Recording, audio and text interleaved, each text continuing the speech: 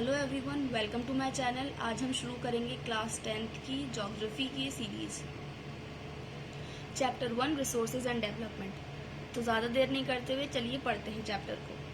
सबसे पहले जान लेते हैं रिसोर्सेज क्या होते हैं। रिसोर्सेज वो चीज़ें होती हैं जिनकी जो एनवायरनमेंट में इजीली अवेलेबल होती हैं, जिससे इंसान अपनी ज़रूरियात को पूरा कर सकता है, टेक्नोलॉजिकली एक्सेसिबल होती हैं और इकोनॉमिकली फीजिबल भी होती है। मींस हम कोई भी इंसान उसे इजीली खरीद सकता है, वो रिसोर्सेज कहलाती हैं। जैसे कि आप यहाँ डेफिनेशन में भी देख सकते हैं, लिखा हुआ है everything available in our environment which can be use to satisfy our needs, यानी कि हमारी ज़रूरियात को पूरा कर सके। इट इज़ टेक्नोलॉजिकली एक्सेसिबल, हर इजीली मिल जाए, economically feasible and culturally acceptable, can be termed as resources. और रिसोर्सेज जो है इंटरडिपेंडेंट होते हैं। आप देख सकते हैं यहाँ ये डायग्राम है, उस डायग्राम में आप देख सकते हैं कि इंटरडिपेंडेंट होते हैं और एक दूसरे से कनेक्टेड रहते हैं। ये इनका ट्रांसफॉर्मेशन होता रहता है टेक्नोलॉजी के थ्रू। मीन्स अगर कोई रॉ मटेरियल प्रेजेंट है एनवायरनमेंट में, तो पहले हम उसे टेक्नोलॉजी के थ्रू चेंज करते हैं, उसके बाद मार्केट में प्रोवाइड कराते हैं। ह्यूमन भी अपने आप में एक रिसोर्सेज इसीलिए माने जाते हैं, असेंशियल कंपोनेंट है रिसोर्स का ह्यूमन भी, और इसीलिए रिसोर्सेज भी जो है ह्यूमन एक्टिविटीज़ का हिस्सा हैं। आप यहाँ ऑलरेडी देख सकते हैं कि फ्लो चार्ट बना हुआ है रिसोर्सेज की क्लासिफिकेशन का। आइए जानते हैं कि रिसोर्सेज कितनी चीज़ों में क्लासिफाइड हैं। जैसे कि आप यहाँ देख सकते हैं, on the basis of origin biotic and abiotic, on the basis of exhaustibility renewable and non renewable, on the basis of ownership individual, community, national and international, on the basis of status of development, potential, develop, stock and reserves।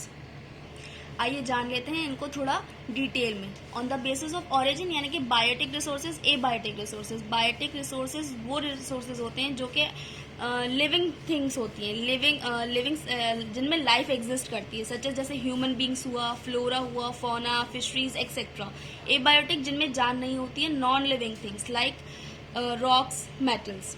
On the basis of exhaustibility अगर देखी जाए तो renewable resources वो resources होते हैं जिनको हम बार बार renew कर सकते हैं, रिप्रोड्यूस कर सकते हैं, whether by physical processes, chemical और मैकेनिकल प्रोसेसेस। एग्जाम्पल हमारा हो जाएगा solar energy, wind energy, forest, water, wild life etcetera.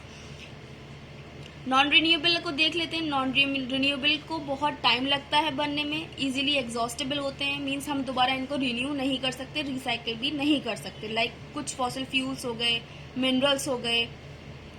बढ़ते हैं ऑन द बेसिस ऑफ ओनरशिप्स की तरफ, यानी कि इसका सेकंड टाइप है, यानी कि इंडिविजुअल रिसोर्सेज। वो रिसोर्सेज जो किसी पर्टिकुलर इंडिविजुअल को रिलेट करते हों, लाइक कोई फार्मर है, उसका लैंड है, वो उसका अपना हुआ, यानी कि वो इंडिविजुअल रिसोर्स हुआ, उस पर वो अपना काम कर सकता है।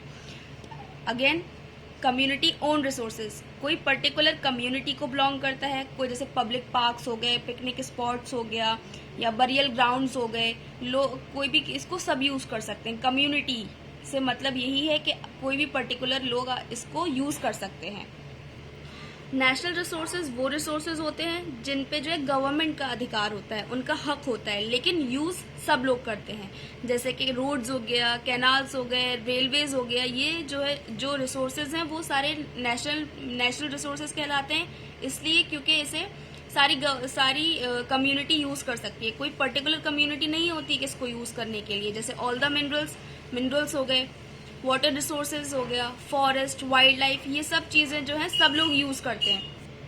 इंटरनेशनल रिसोर्सेज वो रिसोर्सेज होते हैं जो कि रेगुलेट करते हैं वर्ल्ड वाइड, जिन्हें सब यूज कर सकते हैं। Like exclusive economic zone belong to open ocean, like एक पर्टिकुलर टाइम के बाद हम उसको यूज नहीं कर सकते। इंटरनेशनली इसको सारी गवर्नमेंट होल्ड की भी होती हैं, एक पर्टिकुलर कंट्री का इस पर कोई रूल नहीं होता है, इसलिए सब इसे यूज कर सकते हैं।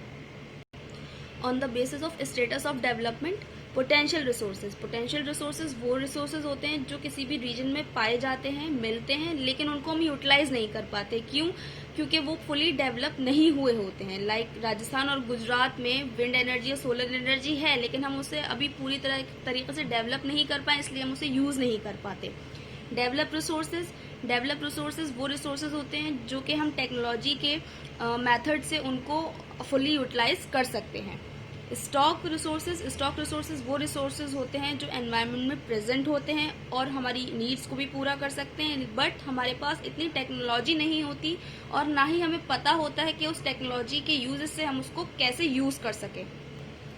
रिजर्व रिसोर्सेज वो रिसोर्सेज होते हैं जो ऑलरेडी रिजर्व करके रखते हैं और जिन्हें हम बाद में यूज़ कर सकते हैं, बाद में भी और पहले भी यूज़ कर सकते हैं, और इससे हम फ्यूचर नीड्स को भी पूरा कर सकते हैं। लाइक रिवर वाटर है, रिवर वाटर हम किसके लिए यूज़ करते हैं? हाइड्रो इलेक्ट्रिक पावर को जनरेट करने के लिए यूज़ किया जाता है। डेवलपमेंट ऑफ रिसोर्सेज यानी कि रिसोर्सेज को हम कैसे यूज़ कर सकते हैं। रिसोर्सेज को इजीली यूज़ करना चाहिए क्योंकि गिफ्ट्स ऑफ नेचर है, बार बार हमें नहीं मिलते हैं, रिप्लेनिशेबल भी होते हैं, कुछ रिप्रोड्यूस भी कर सकते हैं दोबारा, लेकिन इंसान अब इन्हें इनडिस्क्रिमिनेटली बहुत ज़्यादा यूज़ कर रहा है, जिसकी वजह से कुछ प्रॉब्लम्स आ रही हैं।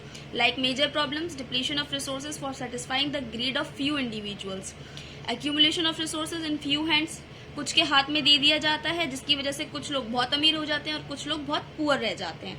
Indiscriminate exploitation of resources means जिसकी वजह से हमारे एनवायरनमेंट को, हमारे नेचर को बहुत ज़्यादा हार्म हो रहा है। Like global warming, ozone layer depletion, environmental pollution and land degradation.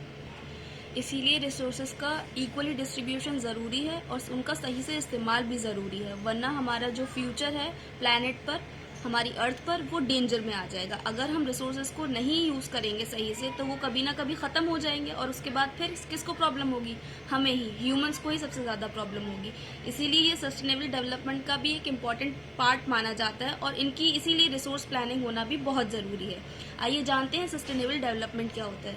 Sustainable development वो डेवलपमेंट होता है जो कि हमारे एनवायरनमेंट को हार्म किए बिना किसी भी रिसोर्सेज को यूज़ करने के लिए किया जाता है और हम जिसकी वजह से अपने प्रेजेंट रिक्वायरमेंट्स को भी पूरा कर सकते हैं और फ्यूचर जनरेशन के लिए भी सेम थिंग कोई भी रिसोर्स को प्रिजर्व करके भी रख सकते हैं।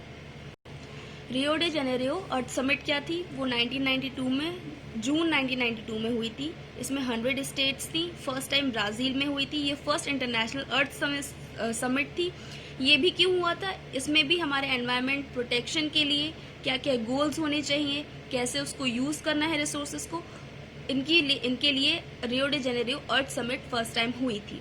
आइए जानते हैं एजेंडा 21 क्या था। एजेंडा 21 भी यही था, 1992 में हुआ था। United Nations conference on environment and development ने इसको किया था। ये भी ब्राज़ील में हुआ था। इसका भी एम यही था कि सस्टेनेबल डेवलपमेंट को अचीव करना।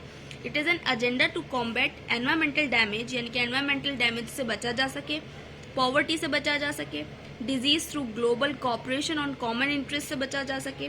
मीन्स जितनी भी डिजीजेज हैं जो ग्लोबली और वर्ल्ड वाइड फैली हुई हैं उनको लोगों के कॉपरेशन से ख़त्म किया जा सके और कम किया जा सके। One major objective of the agenda 21 is that every local government should draw its own local agenda. आइए पढ़ते हैं रिसोर्स प्लानिंग के बारे में। रिसोर्स प्लानिंग मीन्स किसी भी रिसोर्सेज को जुडिशली कैसे यूज़ किया जा सके वो बहुत ज़रूरी है हमारे लिए। जैसे कि इंडिया में बहुत सारी वैरायटी ऑफ रिसोर्सेज मौजूद हैं, लेकिन कुछ जगहों पर हम उसे एक्सेस नहीं कर सकते। क्यों? हमें टेक्नोलॉजी नहीं मिलती और हमें पता नहीं होता उसको हम कैसे यूटिलाइज कर सकते हैं। जैसे कि there are some regions which can be considered self sufficient in terms of the availability of resources and there are some regions which have acute shortage of some vital resources, यानी कि किसी area में बहुत ज़्यादा है और किसी area में बहुत कम है।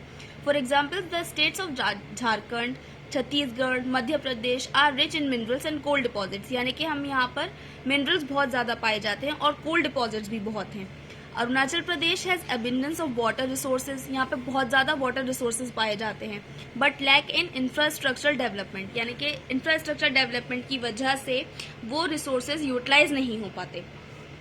The state of Rajasthan is very well endowed with solar and wind energy, यानी कि राजस्थान के बहुत सारे एरिए में सोलर एनर्जी और विंड एनर्जी बहुत ज़्यादा हमें अच्छे से यूटिलाइज हो सकती है, but lacks in water resources, लेकिन वाटर की कमी होने की वजह से, पानी की कमी होने की वजह से हम उसे इजीली अवेलेबल नहीं कर पाते। इसी तरीके से कोल्ड डेजर्ट ऑफ लद्दाख है जो कि आइसोलेटेड पार्ट है, हमारी इंडिया से कटा हुआ है, लेकिन वो बहुत अच्छा रिच कल्चरल हेरिटेज माना जाता है। अगर वहाँ पर रिसोर्सेज को हम देखें तो बहुत अच्छे हमें वहाँ पर मिल सकते हैं और इजीली हम उसे यूज़ भी कर सकते हैं। लेकिन हर कोई भी रिसोर्सेज निकालने के लिए हमें परमिशन की ज़रूरत पड़ती है हमारी गवर्नमेंट की। Like this calls for balance resources planning at the national, state, regional and local level, यानी कि हमें विदाउट परमिशन ऑफ गवर्नमेंट हम कोई भी रिसोर्सेज को इजीली एक्सट्रैक्ट नहीं कर सकते। आज के लिए सिर्फ इतना ही। आगे की वीडियोस आप मेरी नेक्स्ट क्लासेस में देख सकते हैं। अगर आप लोग को मेरी वीडियोस अच्छी लगे तो please like share and subscribe करना ना भूलें, साथ में बेल आइकन भी दबा दें जिससे कि आप लोग को मेरी वीडियोस का नोटिफिकेशन सबसे पहले मिले।